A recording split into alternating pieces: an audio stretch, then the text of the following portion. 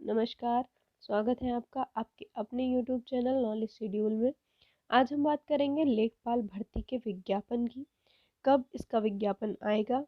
इसके अंतर्गत हम बात करेंगे पीईटी के जो अभ्यर्थियों ने पीईटी का एग्ज़ाम दिया था उनमें से किस किस का स्कोर सेफ है, यानी कि कहाँ तक आपका स्कोर सेफ है, जिसके बाद आप लेखपाल भर्ती या अन्य यूपी ट्रिपल एससी के द्वारा निकाली जाने भर्तियों पर विज्ञापन डाल सकते हैं। तो चलिए बात करते हैं सबसे पहले लेखपाल भर्ती के विज्ञापन की। अधीनस्थ सेवा चयन आयोग यानी कि यूपी ट्रिपल एससी ने समूह ग के खाली पदों पर इसी माह भर्ती निकालने का निर्णय लिया है। ऐसा हम इसलिए भी कह सकते हैं क्योंकि आचार संहिता लगने से पहले आयोग चाहता है कि ये जो विज्ञापन है वो निकल आए, जिससे आचार संहिता लगने के बाद भी इस भर्ती को कराए जाने में कोई भी बाधा उत्पन्न ना हो। चलिए देखते हैं कि किस किस पदों पर कितनी कितनी भर्तियां निकालने की आशंका है जो यूपी ट्रिपल एससी के द्वारा दी गई है। सबसे पहले बात करते हैं राजस्व लेखपाल की। राजस्व लेखपाल के जो कुल पद हैं वो लगभग 8,000 यानी कि 7,882 पद होने वाले हैं। इसके अलावा बात करें स्वास्थ्य कार्यकर्ता की तो इसके 9,212 पद होंगे। कृषि प्राविधिक व गन्ना पर्यवेक्षक जो है उसके 2,500 पद होंगे। कनिष्ठ सहायक व आशुलिपिक के कुल 2,000 पद होंगे। प्रयोगशाला प्राविधिज्ञ व एक्सरे प्राविधिक इसके 1,200 कुल पद होंगे। वहीं आयोग ने यह भी साफ कर दिया है कि एक सीट के सापेक्ष 15 अभ्यर्थियों को लिया जाएगा, अर्थात 15 गुना अभ्यर्थियों को लिया जाएगा। मान लीजिए राजस्व लेखपाल की कुल पद है 7,882, जिसके 15 गुना 1,18,330 अभ्यर्थियों को इसके आवेदन की अनुमति होगी।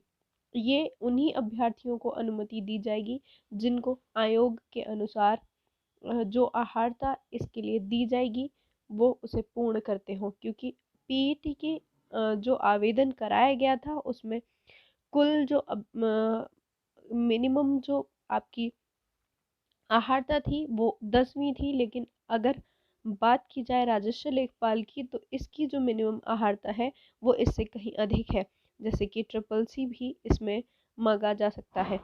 तो इसकी बात करेंगे थोड़ी देर बाद। पहले बात कर लेते हैं कि इस पर कितने अभ्यर्थियों को लिया जाएगा। तो हम बात करते हैं इसके जो कुल अभ्यर्थी हैं वो 1,18,230 अभ्यर्थियों को इसका आवेदन करने की अनुमति होगी, जो कि इसकी शैक्षिक अहर्ता की पूर्ति कर रहे हों। पिछले विज्ञापन को यदि देखा जाए तो पिछले विज्ञापन में केवल 12वीं आपका शैक्षिक अहर्ता रखी गई थी और ऐसा कोई रिस्ट्रिक्शन भी नहीं था जिसमें कोई पर्टिकुलर सब्जेक्ट से आप 12वीं है, अर्थात कहा जाए कि किसी भी वर्ग से यदि आपने 12वीं किया हुआ है तो आप इसके लिए आवेदन कर सकते थे। इस आवेदन के लिए विज्ञापन को आने के बाद ही इसकी सटीक जानकारी आप तक पहुंचाई जा सकती है।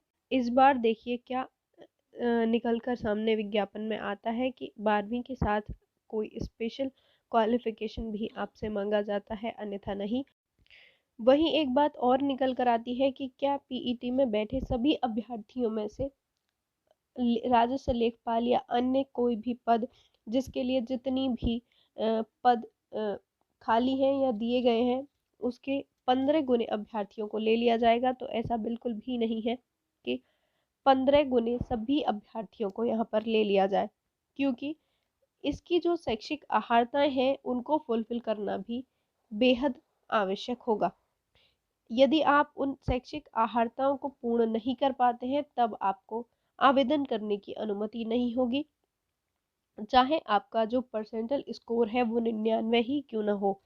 तो ऐसी स्थिति में कुछ स्थितियां ऐसी भी उत्पन्न हो सकती है कि आयोग के द्वारा कहा जाए कि यदि 15 गुने जो अभ्यर्थी हैं उनमें से 2 गुने भी या 1 गुने भी अभ्यर्थी या आधे गुने भी अभ्यर्थी ऐसी शैक्षिक अहर्ताओं को पूर्ति नहीं करते हैं तो उसके अतिरिक्त कम परसेंटाइल वाले अभ्यर्थियों को यहाँ पर आवेदन करने की अनुमति होगी।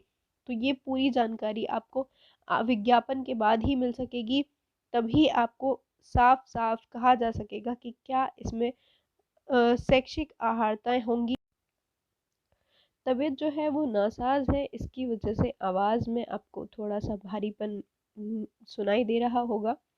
उम्मीद है कि अगली वीडियो तक ये आवाज़ कंप्लीटली सही हो जाएगी, बिल्कुल पहले जैसी आपको वीडियो मिल पाएँगी।